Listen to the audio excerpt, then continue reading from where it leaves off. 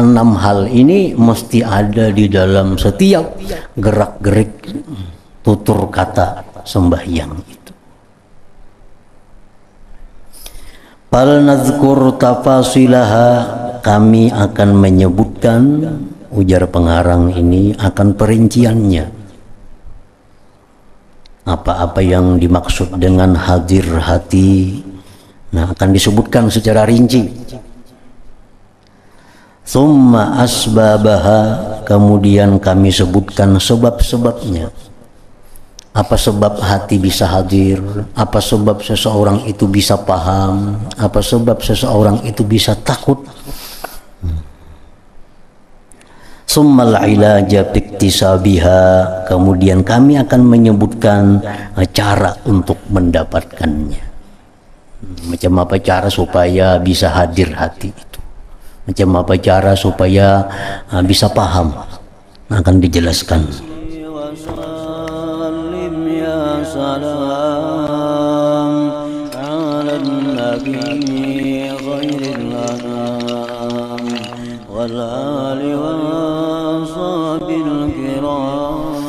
Bismillahirrahmanirrahim. Alhamdulillah rabbil alamin, wa bihi nasta'in ala umurid dunya waddin.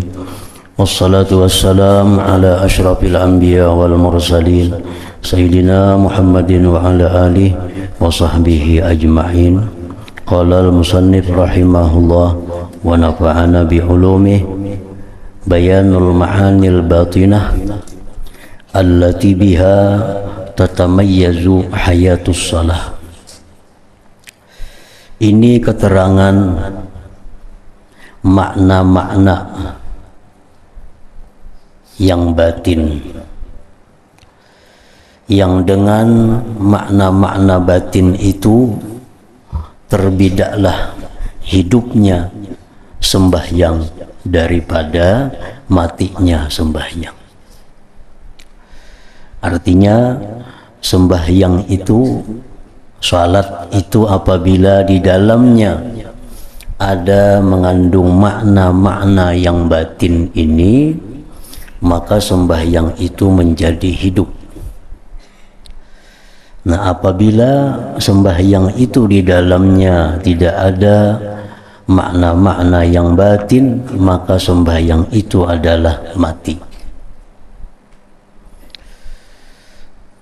Allah subhanahu wa ta'ala hanya memberikan nilai, memberikan ganjaran kepada sembahyang yang hidup.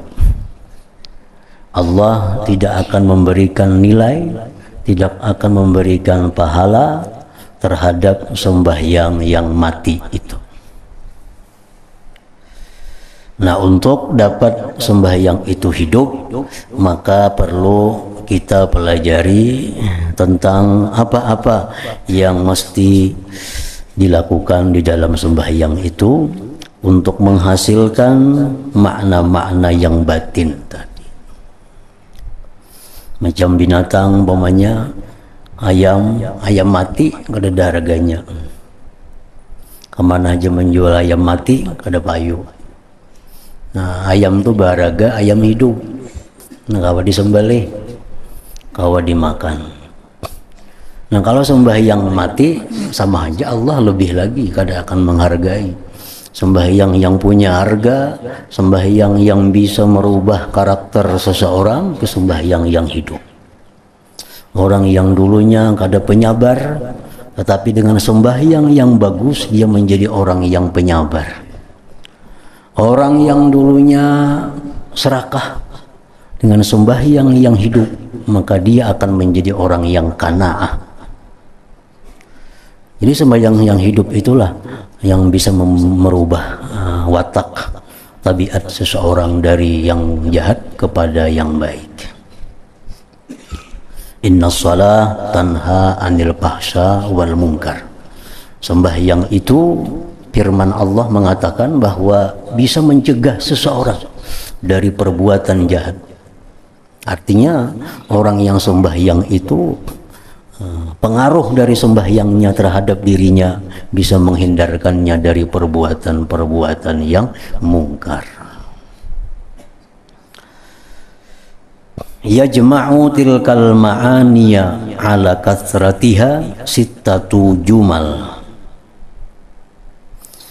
Yajma'u tilkal ma'aniya, menghimpunkan akan makna-makna yang batin tadi atas banyaknya makna-makna yang batin itu oleh 6 jumlah. Nah, 6 jumlah ini sudah mencakup dari seluruh makna-makna batin yang ada di dalam sembahyang itu.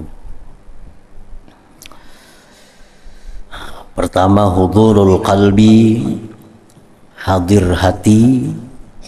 Yang kedua, wattafahumu, mempaham.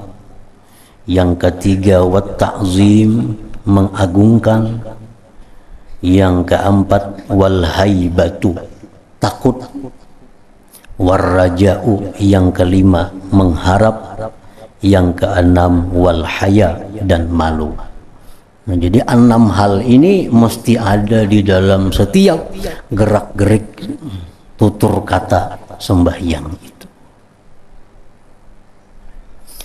Fal nazkur tafasilaha, kami akan menyebutkan, ujar pengarang ini, akan perinciannya. Apa-apa yang dimaksud dengan hadir hati, nah akan disebutkan secara rinci. Summa asbabaha, kemudian kami sebutkan sebab-sebabnya. Apa sebab hati bisa hadir? Apa sebab seseorang itu bisa paham? Apa sebab seseorang itu bisa takut? Summal ilaja biktisabiha, kemudian kami akan menyebutkan cara untuk mendapatkannya. Macam apa cara supaya bisa hadir hati itu? Macam apa cara supaya bisa paham? Akan dijelaskan. Ammat tafasilu, adapun perincian-perinciannya, fal awwalu, yang pertama, hudurul qalbi, hadir hati. Ini merupakan pokok dari yang 6 tadi. Hudurul qalbi, ini hadir hati. Yang 5 sesudahnya itu kada akan bisa ada kalau modal hudurul qalbi ini kada ada. Ini modal dulu, hudurul qalbi. Wa na'ni bihi ayyaprugal qalbu an ghairi ma huwa mulabisun lahu wa mutakallimun bih. Kami maksud dengan hadir hati di dalam sembahyang itu adalah bahwa kosong hati dari selain sesuatu yang dia mengerjakan bagi sesuatu itu dan menuturkan dengan sesuatu itu. Itu dimaksud dengan hadir hati. Kosongnya hati dari selain yang dia kerjakan dan yang ia ucapkan. Jadi misalnya kita mengerjakan ruku, dalam hati kita itu kita ini sedang ruku dan sedang membaca subhana rabbiyal azim. Nah itu. Jadi bila mana kita ruku, waktu ruku itu kita sadar bahwa kita ini sedang ruku, sedang membaca subhana rabbiyal azim, berarti kita sudah hadir hati di situ. Nah, itu maksudnya hadir hati. Lain pada itu kada ada dalam hati kita, kosong. Waktu kita berdiri, kita sadar kita sedang berdiri dan kita sadar kita sedang mengucapkan alhamdulillahi rabbil alamin, Ar-Rahmanir Rahim. Sadar bujur kita sedang mengucapkan itu dalam hati. Nah, jadi mulut kita mengucapkan Ar-Rahmanir Rahim, hati kita menyadari bahwa kita sedang mengucapkan itu. Lain pada itu, kosong hati kita. Nah, itu ngarannya hudurul qalbi. Kita sujud, kita sadar bahwa kita ini sedang sujud kepada Allah dan kita sadar bahwa kita sedang membaca subhana rabbiyal a'la. Itu hadir hati. Nah, apabila kita sujud, kita berdiri atau ruku, kita kadang menyadari kita sedang itu, dan hati kita kadang menyadari apa yang kita baca, nah itu kada hadir hati. Nah itu ngarannya kada hadir hati. Kan hati kita ini bisa berjalan ya. Kita ini berdiri sembahyang menghadap Allah, kita membaca alhamdulillahirabbil alamin, tapi hati kita ini bisa di pasar anaknya. Bagi orang yang ahli pasar, bagi orang ahli kantor bisa di kantor hatinya, bagi orang ahli tani bisa di perumahan hatinya, bisa di kebun hatinya. Padahal kita sedang berdiri, sedang membaca alhamdulillahirabbil alamin, tapi hati kita kada hadir dengan itu. Nah ini kada hadir. Maka bila hati ini kada hadir, 5 berikutnya ini kada akan ada. Ini modal dulu. Nah, apabila kita sembahyang itu hadir hati, walaupun 5 sesudah itu belum ada, itu sudah ada nilai di sisi Allah. Sudah ada nilai. Sembahyang kita sudah hidup, walaupun masih sakit-sakitan hidupnya, tapi sudah hidup. Kita sadar kita sedang ruku, kita sadar kita sedang membaca Subhana Rabbil Azim, sadar itu aja, itu sudah ada nilai sembahyang kita, sudah hidup. Walaupun kita kada paham apa artinya Subhana Rabbil Azim, kada ngerti. Kita di situ kada ada merasa membesarkan Allah, kada ada. Kada ada merasa takut lawan Allah, kada ada. Cuma sekedar bahwa kita sedang ruku membaca Subhana Rabbil Azim, itu sudah hadir hati. Sudah ada nilai. Nah, di sisi Allah Subhanahu wa taala. Nah, makanya ada hadis yang mengatakan bahwa sebuah sembahyang itu bisa diberi nilai oleh Allah 1/10-nya, ada yang diberi nilai 1/5-nya, ada yang diberi nilai 1/berapanya. Nah, tergantung apakah dia bisa melengkapi seluruh makna-makna yang batin itu atau kada melengkapinya. Satu ini ada, sudah ada nilai.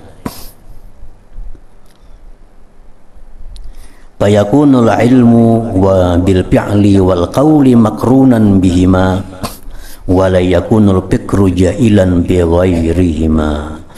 Maka jadilah mengetahui, menyadari dengan perbuatan, perkataan, disertai dengan keduanya itu, perbuatan, perkataan, dan tidak adalah pikirannya berjalan berkeliling pada selain keduanya itu.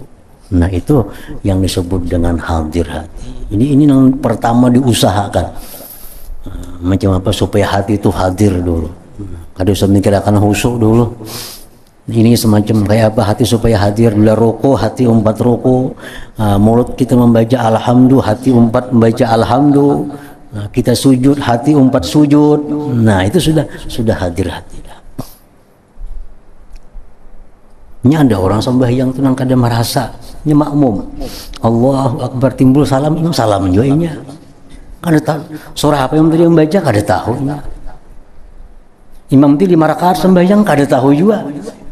Bukan begitu Allahu Akbar umpat rukuk sujud tonton salam juga. Imam tadi membaca apa dan dengar laginya. Pada orangnya kada tulis. Imam tadi surah apa dibaca sin quliyaka wadduha kada tahu laginya. Imam itu ayat awal kah kada tahu juga. Nah kemana hatinya itu kada hadir hati ngarannya.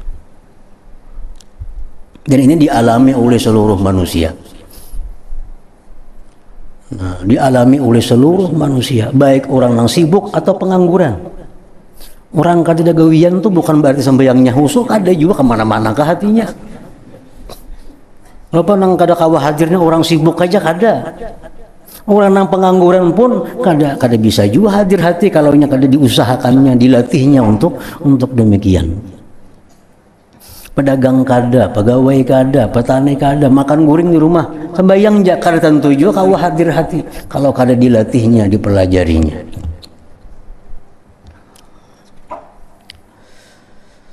Nah itu perinciannya dari hudurul qalbi. Wattafahumu, dan yang kedua mempaham limaknal kalam, bagi makna pembicaraan. Nah ini tentu sesudah hadir hati. Kalau hati kada hadir apa yang dipaham? Kalau hati kada menyadari kita mengucap alhamdulillah, nah apa yang dipaham? Nah, jadi mempaham itu sesudah hadir hati. Mulut kita mengucap alhamdulillahirabbil alamin. Nah, ini paham artinya itu bahwa puji-pujian itu milik Allah. Karena hanya Allah yang sempurna, hanya Allah yang benar-benar elok, hanya Allah yang benar-benar mempunyai sifat kemegahan dan sebagainya. Ya, segala puji itu adalah bagi Allah. Nah, itu paham ngarannya alhamdulillah itu. Wa tafahumu li ma'nal kalam, dan mempaham bagi makna yang ia bicarakan itu, amrun perkara, wara'a huduril qalbi, itu perkara di belakang hadir hati. Hadir hati dulu, hanya ada mempaham itu. Jadi kita pahami apa yang kita baca itu. Iyyaka na'budu, apa pahamannya, iyyaka nasta'in, apa pahamannya. Nah, kalau sudah kita kawah hadir hati, kau mempaham apa yang kita baca, nah ini sembahyang makin hidup lagi, sudah makin hidup lagi. Wa huwa istimalul qalbi 'alal ilmi bi ma'nal lafzi, itu mempaham artinya adalah mencakupnya hati atas mengetahui dengan makna lafaz, makna yang dia ucapkan. Ini bisa dipelajari. Nah, bisa dipelajari dan ini mudah mempelajarinya. Membaca apa, cari Fatihah terjemahnya, tasahud apa, tahiyat itu apa terjemahnya, ini mudah dipelajari. Kalau sudah hadir hati tadi sudah bisa, ini mudah. Yang sulit itu hadir hati itu dulu. Kalau itu sudah ada hadir hati, memahami ini mudah. Tinggal kita baca buku, apa maknanya alhamdulillahirabbil alamin, apa maknanya rahmat, supaya paham. Wa kam min ma'anin latifatin yafhamuhal musalli fi athna'is shalah tamna'uhu 'anil fahsya wal munkar. Wa kam min ma'anin latifah, berapa banyak dari makna-makna yang halus, yafhamuhal musalli, yang mempaham akan itu makna oleh orang yang sembahyang, fi asna'is shalah, di tengah-tengah sembahyang, tamna'uhu, mencegah itu makna-makna akan dia daripada perbuatan jahat dan munkar.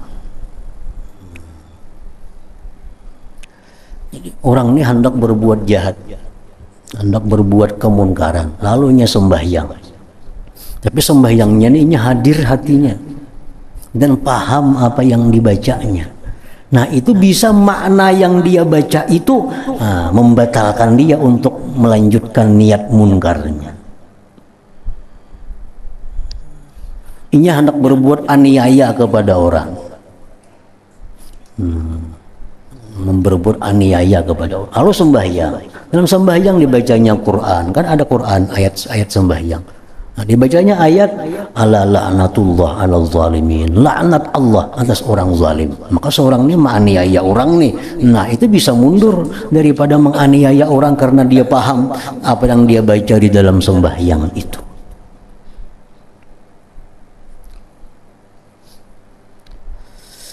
Nah, dua sudah. Yang ketiga, wat ta'zim, membesarkan, mengagungkan. Ini wara al-hudur, di belakang hadir hati, wal fahmi, di belakang paham, zaidun alaihima, ini lebih tambahan atas keduanya hadir dan paham. Kawalah kita mengagungkan sesuatu kalau hati kita kada hadir atau kita kada paham. Nah, kita bisa mengagungkan sesuatu kalau kita tahu sesuatu itu apa dan hati kita menyadari bahwa kita ini sedang dengan sesuatu itu. Nah, timbul di situ mengagungkan. Jadi mengagungkan ini sesudah hadir hati, paham yang dibaca, hanya ada mengagungkan. Cuma kita baca Fatihah, iyyaka na'budu wa iyyaka nasta'in, hanya kepada Engkau kami beribadah, hanya kepada Engkau kami minta pertolongan. Nah, waktu kita mengucap Engkau itu kita ada ta'zim, ada mengagungkan Allah di situ. Lain lawan kawan kita bebandir. Nah, ikang, engkau. Kita bebandir nih sama pada ini kawan, ini orang yang kita hormati. Kita bebandir lawan kawan yang tatuha, pian juga. Orang yang kita hormati, pian juga. Tapi takzim dalam hati kita itu kada kawa disamakan. Otomatis hati kita pasti dengan orang ini, hati kita ada takzimnya. Dengan orang biasa, hati kita ya biasa aja. Contoh lain, kita baca surat kabar. Kita baca surat kabar, kita hadir hati, kita paham, adalah kita takzim dengan surat kabar itu. Contoh surat kabar tak andak, nggak bisa. Kan ada takzimnya. Padahal kita hadir hati membacanya, paham apa yang kita baca, tapi kada ada takzim. Nah, lain dengan baca Quran. Nah, kalau kita baca Quran itu kita paham misalnya. Hadir hati yang kita baca ini, kita paham. Di situ kita pasti ada takzim. Nah, ada takzim. Untung baca Quran meletak, malah kayak itu Quran kada mau, karena kita ada takzimnya. Ada takzimnya. Nah, takzim ini termasuk makna batin sembahyang untuk hidupnya sebuah sembahyang. Dan takzim itu hanya ada kalau kita sudah hadir hati, paham dengan apa yang kita baca itu. Hanya ada takzim. Iyyaka na'budu wa iyyaka nasta'in. Hanya kepada Engkau kami beribadah, kepada Engkau kami minta pertolongan. Nah, hati kita hadir, kita paham, kita ada takzim waktu mengucapkan itu.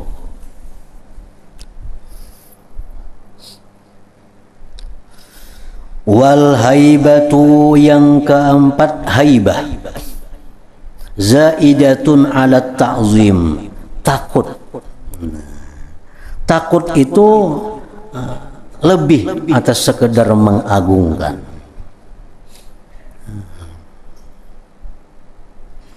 Wahia itu takut, ibaratun satu ibarat, an khaufin dari ketakutan, mansya'uhu yang terbitnya itu takut, at-ta'zim wal ijlal. Nah, kalau kita sudah mengagungkan, kita ada takut. Kita ada takut. Takut itu timbulnya akibat dari kita mengagungkan.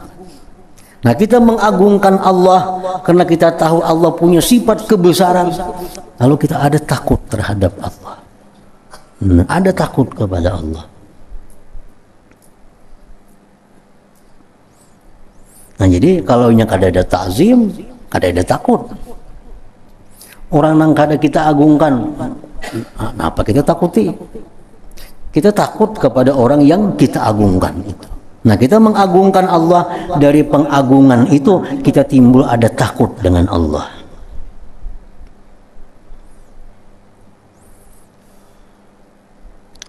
Nah, yang kelima warraja, mengharap.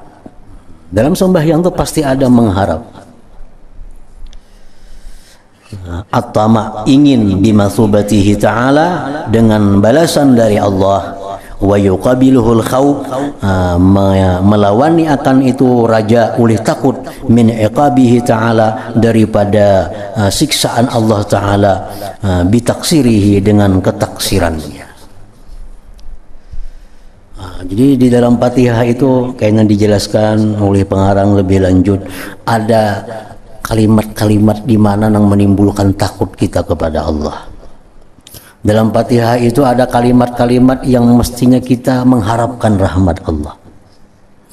Dalam bacaan-bacaan itu ada menimbulkan lain dari takut, lain dari malu kepada Allah. Nah, jadi itu merupakan makna yang batin dalam sembahyang tadi.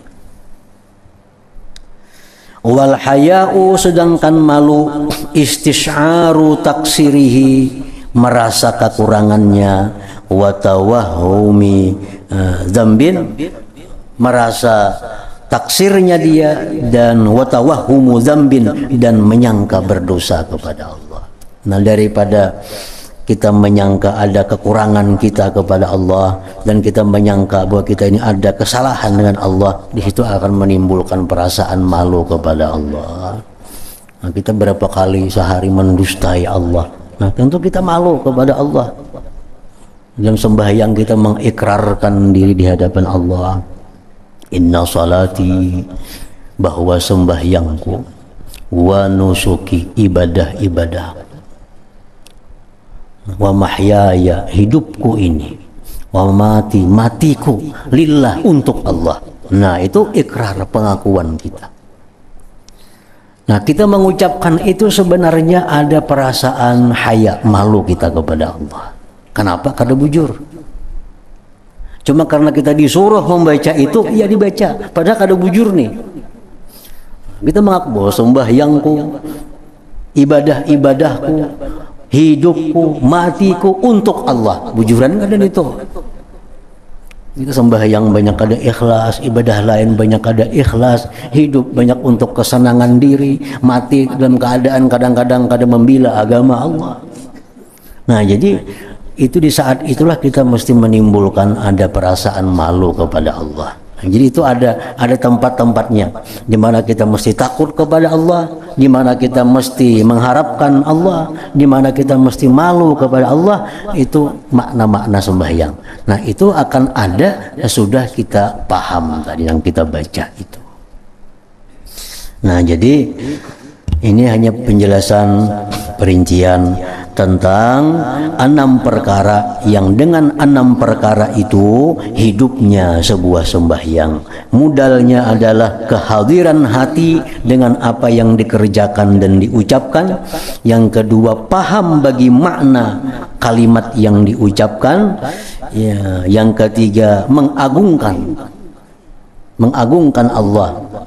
Yang keempat, takut kepada Allah. Yang kelima, mengharapkan rahmat Allah. Yang keenam, malu terhadap Allah. Nah, jadi sebuting dapat hidup dah sembahyang. 2 makin hidup lagi. 3 makin bagus lagi. Nah, apalagi lengkap. Nah, itu sempurna hidupnya sebuah sembahyang. Ada 2 orang sembahyang di hadapan Nabi. Sahabat sembahyang. Nabi kita berkata, yang artinya ujar Nabi, itu orang sembahyang tapi jarak keduanya itu antara langit dan bumi. Sembahyangnya sama pada 2 rakaat. Ini disipulannya 2 rakaat, yang ini 2 rakaat juga. Tapi Nabi kita mengatakan nilainya itu antara 2 orang itu antara langit dan bumi. Artinya apa? Yang satu orangnya sembahyang 2 rakaat, cuma sembahyangnya hidup. Yang satunya sembahyangnya 2 rakaat juga, cuma mungkin sembahyangnya kada sempurna hidupnya.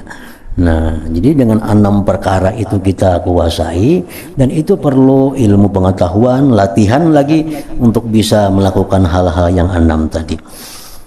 Nah, kemudian wa amma asbabu hadhil ma'ani sittah, kemudian akan dijelaskan sebab-sebab ini makna yang 6 tadi. Kayak apa caranya supaya hati bisa hadir, kayak apa caranya supaya paham. Nah, itu akan dijelaskan berikutnya insyaallah taala.